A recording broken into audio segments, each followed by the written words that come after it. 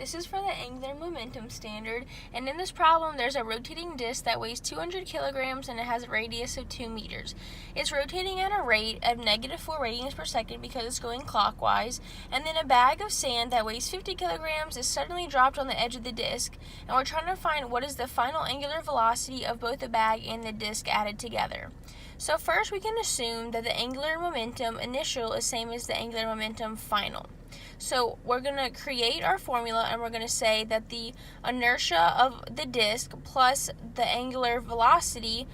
plus the inertia of the sandbag plus the angular velocity of the sandbag equals the inertia of the disk plus the sandbag times the angular velocity final, which we're trying to find. But since the sandbag is not rotating, the inertia of the sandbag plus its angular velocity is going to be 0. So we're going to use the equation inertia equals 1/2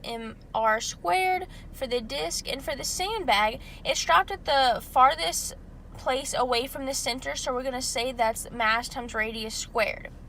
Well, after plugging it in, we can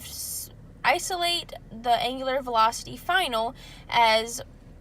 this equation, and then we're going to plug in our givens. So we know that the mass is 200 kilograms, the radius is 4 meters, multiply that by 0.5 times the angular velocity of the disk, which is a -4 radians per second, divide that by 0.5 times 200 kilograms times the radius squared, plus the mass of the sandbag that's being dropped times the radius squared, which is going to give us a final velocity of both the sandbag and the disk at -2.6 radians per second. So it first went from -4 radians per second, and then once the sandbag was dropped on there, it's rotating clockwise at -2.67 radians per second.